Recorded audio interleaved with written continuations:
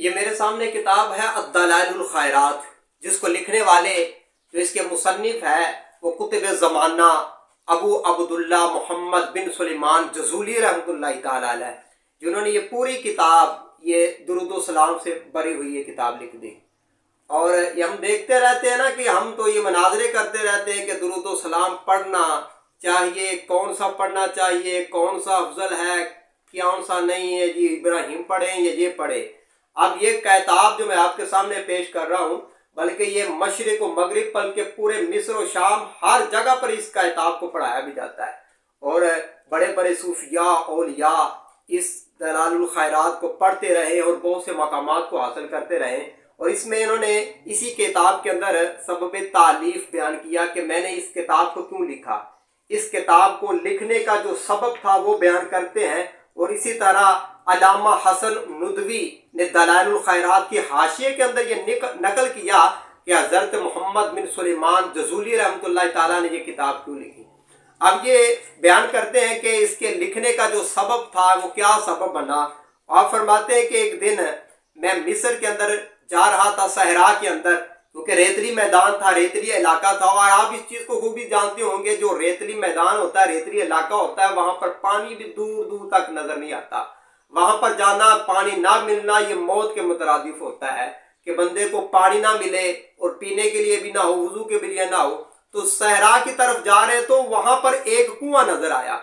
تو حضرت محمد بن سلیمان جزولی آپ رحمۃ اللہ تعالیٰ علیہ آپ فرماتے ہیں کہ میں نے یہ دیکھا کہ وہاں پر دور دور تک کوئی مکان بھی نظر نہیں آ رہا تھا، ایک کنواں نظر آیا اور اس کے اندر پانی بھی ہمیں مل گیا۔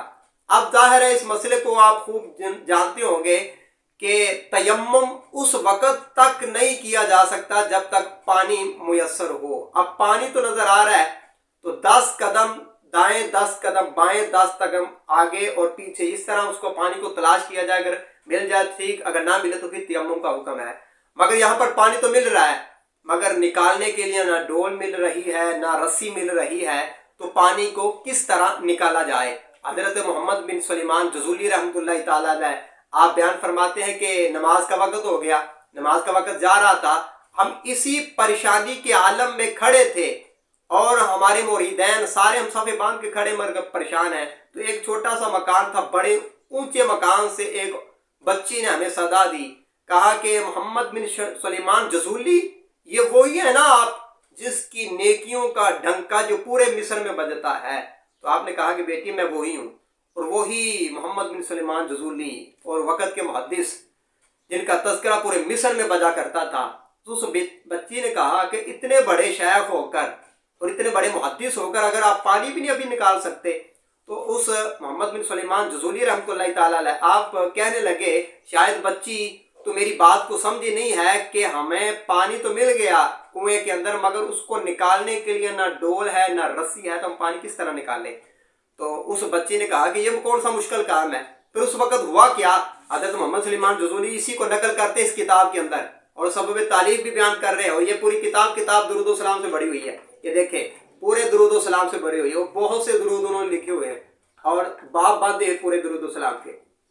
حضرات محتشم، اب حضرت سلیمان جزولی فرماتے ہیں کہ اس بچی نے اپنے منہ میں کچھ پڑھا، اور پڑھنے کے بعد اپنا جو لعاب تھا اس کنویں کے اندر ڈالا، اور کنویں کا جو پانی تھا کنویں کا وہ ٹھاٹھے مارتا ہوا اوپر آ گیا۔ حضرت سلیمان جزولی نے یہ منظر دیکھا، آپ رشک کرنے لگے اور کہا کہ تجھے آپ نے کہا کہ مجھے یہ بتا تو صحیح، یہ اتنا بڑا مقام، اور تجھے قسم دیتا ہوں تو یہ بتا تو صحیح، یہ تجھے اتنے بڑے مقام اتنی چھوٹی سی عمر میں مل کیسے گئے؟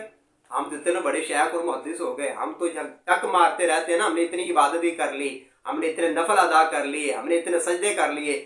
اب جتنے 2 سجدے کر لیے وہ کہتا سب سے بڑا مومن میں ہوں، جتنے چند مدرسے بنا لیے وہ کہتا سب سے بڑا مومن میں ہوں، اور جس نے ٹخنے ننگے کر لیے وہ سب سے کہتا مومن میں ہوں، مجھ سے بڑا کوئی مومن نہیں ہو سکتا۔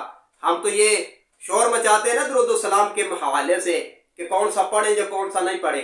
اب دلائل الخیرات کے اندر امام محمد بن سلیمان جزولی رحمۃ اللہ تعالیٰ علیہ آپ بیان کرتے ہیں جب بچی سے پوچھا تو بچی نے کہا کہ تجھے معلوم نہیں ہے بکثرۃ الصلاۃ علی من کان اذا مشى فی البر والاکفر تعلقت الوحوش باذیالہ صلی اللہ تعالی علیہ وآلہ وسلم، فرمایا اس ذات اقدس پر کثرت سے درود بے भेजने की बदौलत से जो जंगल में चलते हैं तो वाशी भी उनके दामन से लिपट जाते हैं।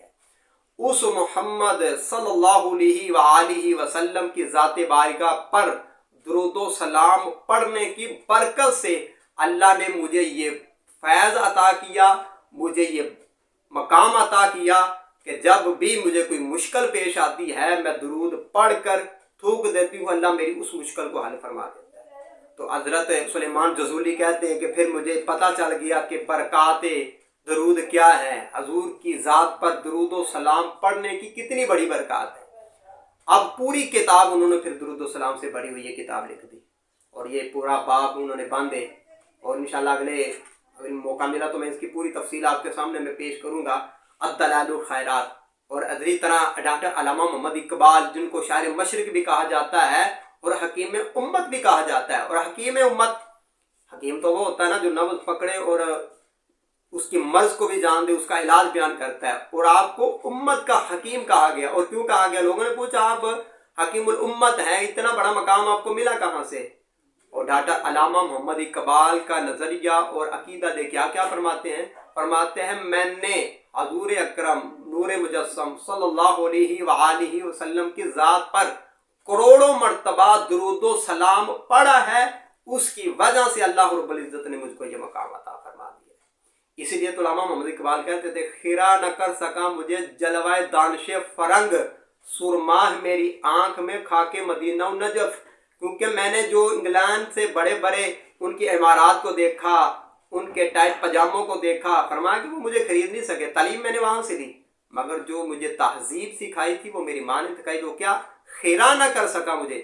और आपने कौम को यही दर्स दिया, कहा कि वहाँ पर पढ़ के तालीम हासिल करके उन जैसा नहीं बन जाना, बल्कि तालीम वहाँ से लेनी है, तहजीब मुस्तफ़ा से लेनी है।